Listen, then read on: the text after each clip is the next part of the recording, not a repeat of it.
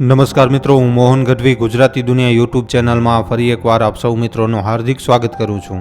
મિત્રો, તમે બધા લોકોએ અમારા ઘણા બધા ભવિષ્યવાણીઓથી જોડાયેલા વિડીયો તમે જોયા હશે, સાંભળ્યા હશે, જેમાં અમે તમને આવનારા સમયમાં ઘટવાવાળી ઘટનાઓના સંકેત ભવિષ્યવાણીના માધ્યમથી આપીએ છીએ. અને આજના આ વિડીયોમાં આપણે એક એવી ભવિષ્યવાણી વિશે વાત કરવાની છે જે આખી દુનિયાને ડગાડી શકે છે. મિત્રો, મહાભૂકંપોની એક શૃંખલા આવવાની છે. આજે 29 માર્ચ 2025 રાત્રે 8:51 ઉપર શનિ ગ્રહ કુંભ રાશિમાંથી મીન રાશિમાં પ્રવેશ કરશે. આ દુર્લભ પરિવર્તનથી એક ખતરનાક યોગ બનવા જઈ રહ્યો છે. તો મિત્રો, 29 માર્ચ 2025 પછી જે એપ્રિલ મહિનાની શરૂઆત થશે, એ એપ્રિલ મહિનામાં શું શું ઘટનાઓ ઘટી શકે છે, આપણા માટે એપ્રિલ મહિનો કેવો રહેવાનું છે, આવા તમામ પ્રશ્નો ઉપર આ વિડીયોમાં આપણે ખૂબ જ વિસ્તારપૂર્વક વાત કરવાની છે. માટે વિડીયોને છેલ્લે સુધી જોવા તેમજ લાઇક અને શેર કરવા ખાસ વિનંતી. અને જો તમે આ ચેનલ ઉપર પહેલી વાર આવ્યા છો તો હમણાં જ ચેનલને સબસ્ક્રાઈબ કરી લેજો. તો ચાલો આજનો આ મહત્વપૂર્ણ વિડીયો શરૂ કરીએ. તો મિત્રો, જેમ કે વિડીયોમાં જણાવ્યું કે 29 માર્ચ 2025ના રોજ રાત્રે 8:51 ઉપર શનિ મીન રાશિમાં પ્રવેશ કરશે. આ પરિવર્તનના લીધે એક દુર્લભ ષટગ્રહ યોગ બનવા જઈ રહ્યો છે. મીન રાશિમાં પહેલાથી જ રહેલા છે સૂર્ય, બુધ, શુક્ર, રાહુ. આના સિવાય ચંદ્રમા પણ આ રાશિમાં રહેલા છે. હવે શનિદેવના આ રાશિમાં જોડાવાથી એક જ રાશિમાં 6 ગ્રહ એક સાથે એકત્રિત થશે. આવી રીતે ગ્રહોનો આ સંયોગ ઘણા દશકો પછી બની રહ્યો છે. એક જ રાશિમાં 5 થી 6 ગ્રહોનો એક સાથે આવવું ખૂબ જ વધારે અશુભ માનવામાં આવે છે. તો આ ષટગ્રહી યોગના પ્રભાવથી પ્રાકૃતિક અને માનવીય પ્રકોપના ખૂબ જ મોટી સંભાવનાઓ એપ્રિલ મહિના દરમિયાન બની રહી છે. આપણને પણ મિત્રો એ સાફ જોવા મળી રહ્યું છે કે ઘણા બધા ભૂકંપ અને માનવીય આપદાઓ આવી રહી છે. અને એવામાં મિત્રો, 29 માર્ચ પછી આવનારા જે 50 દિવસો છે એ ખૂબ જ મુશ્કેલીઓનો સમય છે. આ ખાલી ભારત માટે નહીં પણ આખા વિશ્વ માટે એક ખૂબ જ મોટી ચેતવણી છે. દુનિયા એક મોટા બદલાવના દોરમાંથી નીકળી રહી છે. પ્રકૃતિ પણ સંદેશ આપી રહી છે કે કંઈક મોટું થવાનું છે. આપણે અતીતમાં પણ જોયું છે કે જ્યારે આવા સંકેતોને નજરઅંદાજ કરવામાં આવે છે તો આના જે પરિણામ હોય છે એ મિત્રો ખૂબ જ વધારે ભયંકર થઈ શકે છે. આજે આવનારો સમય છે 29 માર્ચ પછી, મતલબ કે એપ્રિલના મહિનામાં.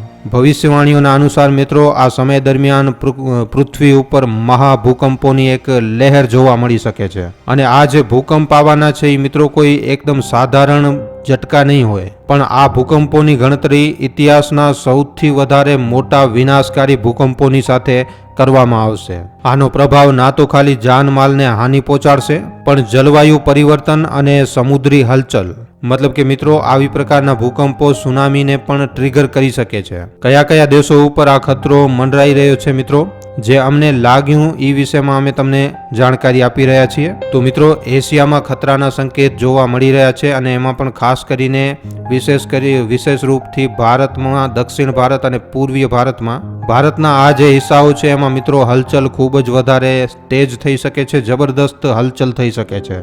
દિલ્હી એનસીઆરમાં હલકી મધ્યમ તીવ્રતાનો ભૂકંપ આવવાની સંભાવના છે. આના સિવાય શ્રીલંકાના તટીય ઇલાકાઓમાં જોરદાર ભૂકંપ આવવાના સંકેતો છે. આના સિવાય ચીન સંઘાઈમાં એક ખૂબ જ મોટો ભયંકર ઝટકો મહેસૂસ કરવામાં આવી શકે છે. ઈરાન અને તહેરાનમાં પણ સંવેદનશીલ ઝોનમાં આવી પ્રકારના ભૂકંપના ઝટકા મહેસૂસ થઈ શકે છે. ઉત્તરી અને દક્ષિણ કોરિયામાં પણ સંભવિત ભૂકંપના ક્ષેત્રો છે. અમેરિકા અને દક્ષિણ અમેરિકામાં લોસ એન્જલિસ અને અન્ય રાજ્યોમાં ખૂબ જ મોટા ભૂકંપ આવવાની સંભાવના બની રહી છે. યુરોપ અને અન્ય મહાદ્વીપોમાં આઇસલેન્ડ, કેનેડા, ન્યૂઝીલેન્ડ, આ દેશોમાં પણ મિત્રો મોટી હલચલ થવાની આશંકા છે. ઓસ્ટ્રેલિયા અને આફ્રિકાના અમુક દેશો પણ ભૂકંપથી પ્રભાવિત થઈ શકે છે. આવા સંકેતો જોવા મળી રહ્યા છે. સૌથી ચોંકાવનારી વાત તો એ છે મિત્રો કે આ સમય દરમિયાન સૌથી વધારે પૂરતા ભૂકંપોના સેન્ટર જમીનના અંદરના હિસ્સાઓની જગ્યાએ સમુદ્ર અને નદીઓના નીચે હશે મિત્રો. મતલબ કે આવી પ્રકારના ઝટકાના લીધે આવનારા સમય દરમિયાન સુનામી પણ ટ્રિગર થઈ શકે છે. મતલબ કે પહેલા તો ભૂકંપ અને પછી ભૂકંપના લીધે આવનારી સુનામી પણ ખૂબ જ મોટા પાયે ટ્રિગર થઈ શકે છે. અને આના લીધે પૃથ્વી ઉપર આપદાઓનો સિલસિલો આનાથી પણ વધારે વધી શકે છે. મિત્રો, આ વિડીયો તમને ડરાવવા માટે બિલકુલ પણ નથી, પણ આ વિડીયો તમને સચેત કરવા માટે છે. આપણે પરમાત્માની કૃપાના આશ્રિત છીએ. અમે પ્રાર્થના કરીએ છીએ કે પરમપિતા પરમાત્મા બધાને સુરક્ષિત રાખે. પણ મિત્રો, આવા સમય દરમિયાન સાવધાની આપણી બાજુથી પણ ખૂબ જ વધારે જરૂરી છે. કોશિશ કરજો કે તમે આ સમય દરમિયાન જેટલો પણ પોતાને વધારે સુરક્ષિત રાખી શકો છો એટલો રાખજો. સરકાર દ્વારા જારી કરવામાં આવતા ભૂકંપથી બચવાના ઉપાયોનું પાલન કરવું, જ્યાં સુધી બની શકે એમરજન્સી કિટ વગેરેનું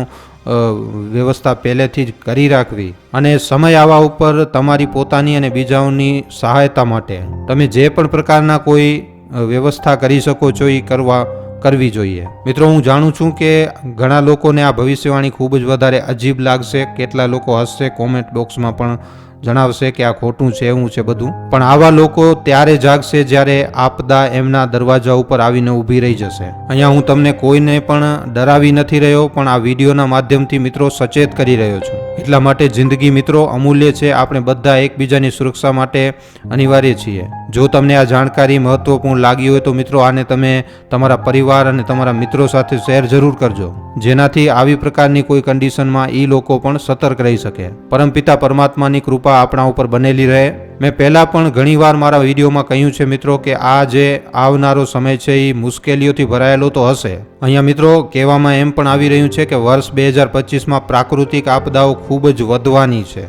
જળથી પ્રલય થવાના ખૂબ જ વધારે ચાન્સીસ છે. આના સિવાય આવનારા સમય દરમિયાન સૂરજ પણ પોતાની આગ વરસાવશે, અને સૂરજ ઉપર થવાવાળા સોલર સ્ટ્રોમ પણ ધરતીને ખૂબ જ વધારે પ્રભાવિત કરશે. તો પૃથ્વી, જળ, અગ્નિ, વાયુ અને આકાશ બધા જ પંચ તત્વોમાં ખલબલી મચવાની ખૂબ જ મોટી આશંકા જોવા મળી રહી છે. આપણે જ્યારે એનર્જી લેવલ ઉપર જોઈએ છીએ તો આપણને અલગ અલગ દેવી દેવતાઓથી સંકેત મળે છે કે આવનારો જે સમય છે એ ખૂબ જ વધારે ખરાબ દેખાઈ રહ્યો છે. જેટલો વધારે થઈ શકે લોકો ડિવાઇન પાવરને એક્ટિવેટ કરે, વધારેમાં વધારે મેડિટેશન કરે અને પ્રાર્થના કરે કે પ્રભુ શાંતિ બનાવીને રાખે, આ બધી ઘટનાઓથી આપણને બચાવે. તમારી હરેક પ્રાર્થના સાંભળવામાં આવે છે, તમારી હરેક પ્રાર્થનાનો જવાબ પણ આવે છે. તો આ જે વિડીયો છે એ કોઈ પણ પ્રકારે તમને ડરાવવા માટે નથી, આ ખાલી અને ખાલી તમને જગાડવા માટે છે. કારણ કે વર્ષ 2025માં મિત્રો પ્રાકૃતિક આપદાઓ આવવાનો ખતરો ખૂબ જ મોટો છે, અને આજની તારીખમાં આપણે બધા જોઈએ જ રહ્યા છીએ મિત્રો કે કેવી